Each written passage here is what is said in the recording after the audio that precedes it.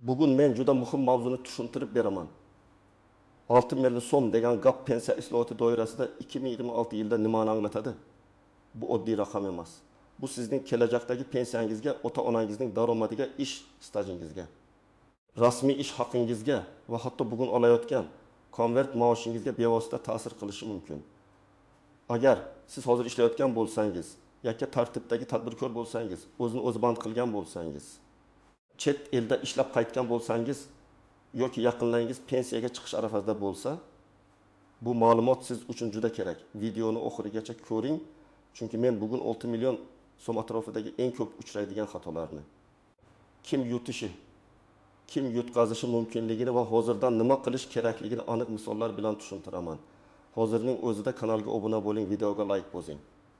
Chunki bunday mavzularda kechikkan odam ko'pincha pul yo'qotadi, vaqt yo'qotadi va hujjatlarni keyin tiklay olmay qiynaladi. Pensiya tizimida eng asosiy masala doim ikkita bo'lgan. Birinchisi, odam necha yil ishlagan, ya'ni ish staji. Ikkinchisi, u qancha rasmiy daromad olgan. Ko'pchilik pensiyani faqat yoshga qarab beriladigan pul deb o'ylaydi. Aslida esa pensiya shunchaki 6 yoshga kirdim, endi davlat pul beradi degani emas. Pensiya bu sizning rasmiy mehnat tarixingiz, to'langan badallar, ish haqi, staj va qonunchilikdagi hisob-kitob formulasining natijasi. Oldin ko'p odamlar uchun asosiy urg'u stajga qaratilgan edi. Masalan, odam 25 yil, 30 yil ishlagan bo'lsa, mening pensiyam yaxshi bo'ladi deb o'ylardi. Lekin amalda ish haqi rasmiy ko'rsatilmagan bo'lsa, minimal oylik yozilgan bo'lsa, qolgan pul qo'lga berilgan bo'lsa, pensiya hisobida katta farq chiqardi. Chunki davlat pensiyani siz og'zaki aytgan daromaddan emas, hujjatda ko'ringan, rasmiy bazada turgan daromaddan hisoblaydi.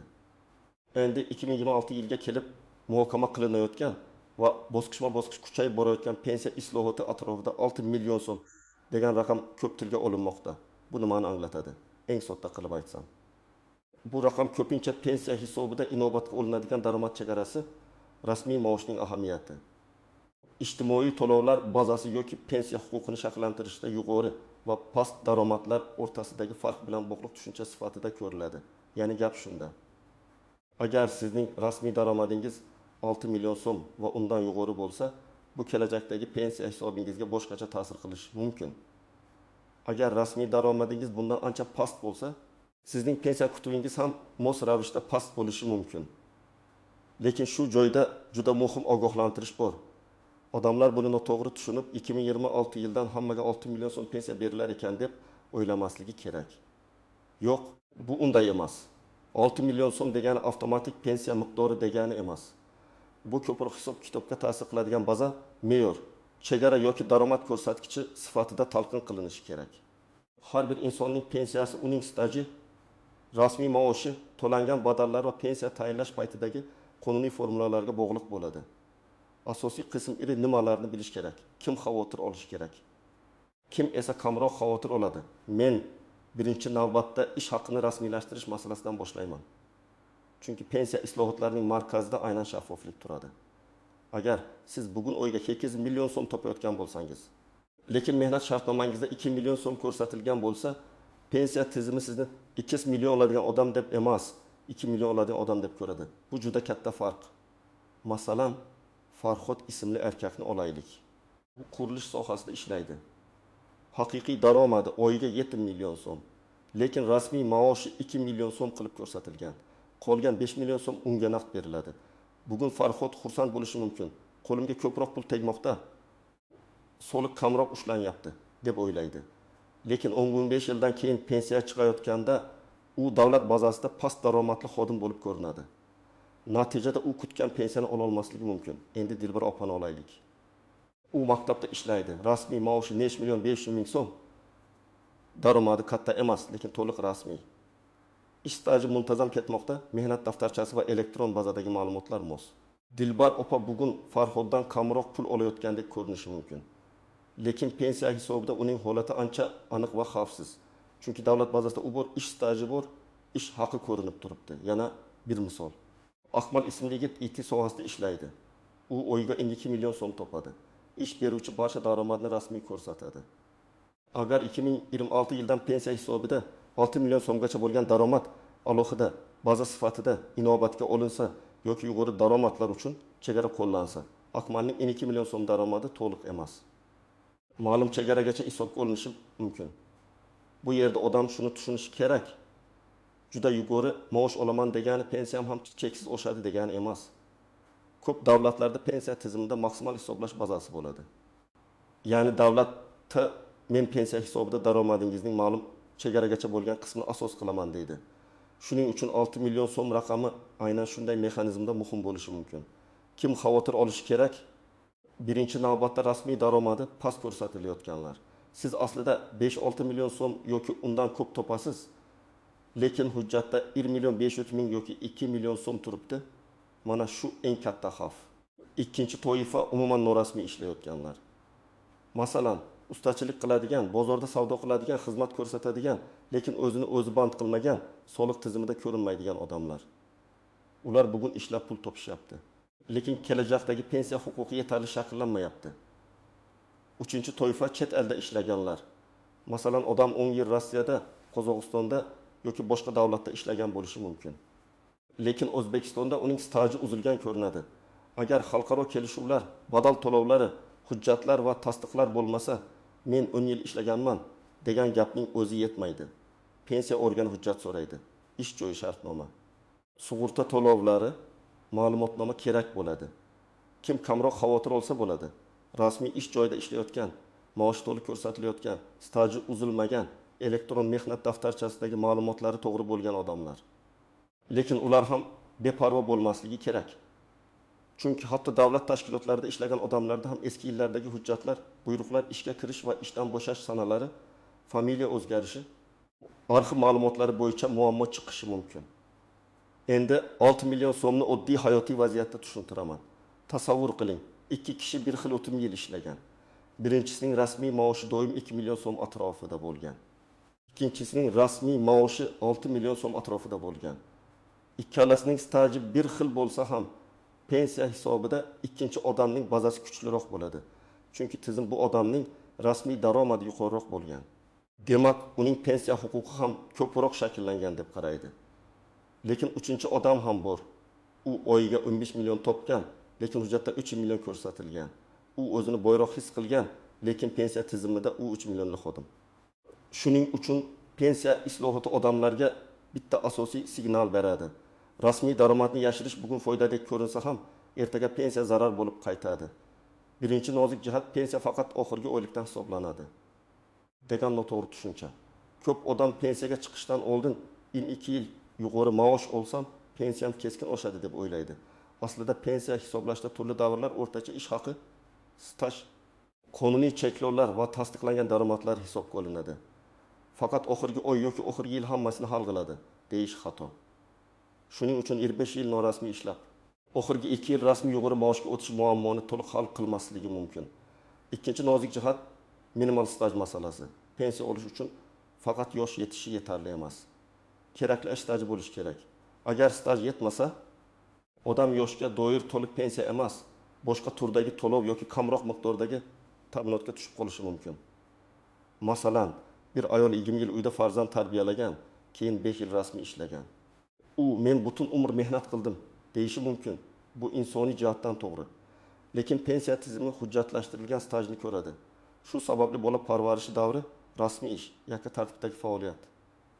O'zini o'zi band qilish kabi holatlar oldindan tekshirilishi kerak. Uchinchi nozik jihat yakka tartibdagi tadbirkorlar va o'zini o'zi band qilganlar. Ko'pchilik men soliq to'layapman, demak pensiyam ham yaxshi bo'ladi deb o'ylaydi.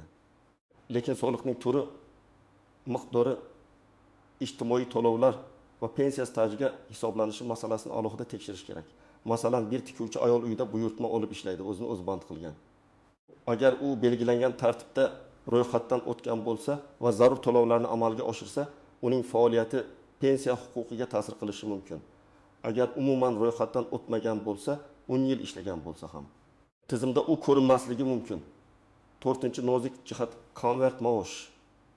Men buni alohida ta'kidlayman, chunki bu eng katta muammo. Ish beruvchi sizga rasmiy 2 million qilamiz, qolganini qo'lga beramiz desa, bu faqat soliq masalasi emas. Bu sizning kasallik varaqangiz, dekret puli, kredit olish imkoniyatingiz, aliment hisob kitobi, mehnat nizosi va eng muhimi pensiyangizga ta'sir qiladi.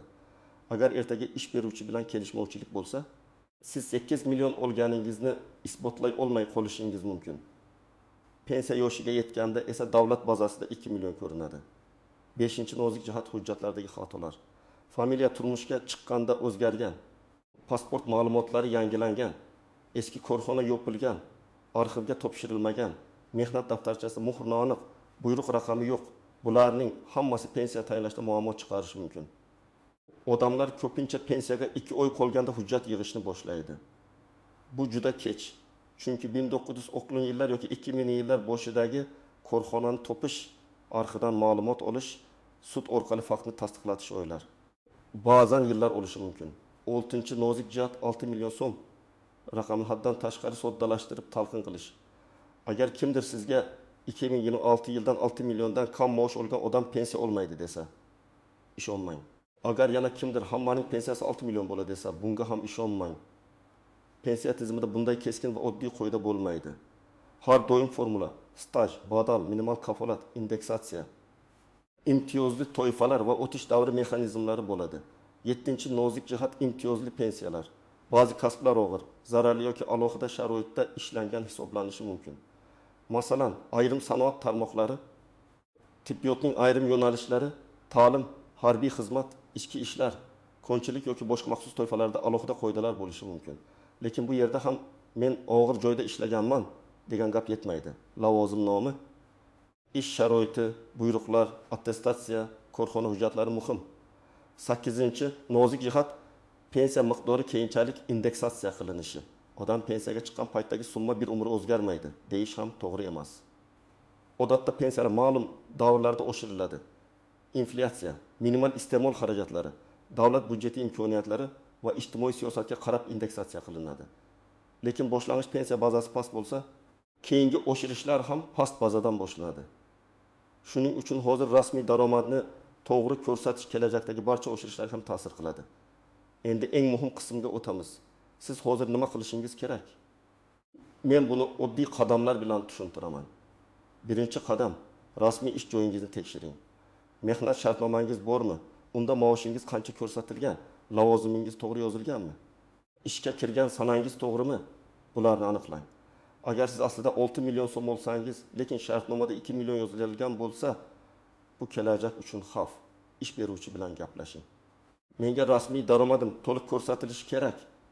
Chunki bu pensiya, kredit, ijtimoiy kafolatlarimga ta'sir qiladi deb ayting. Ikkinchi qadam, elektron mehnat tarixingizni tekshiring. Hozir ko'p ma'lumotlar elektron bazalarda yuritiladi.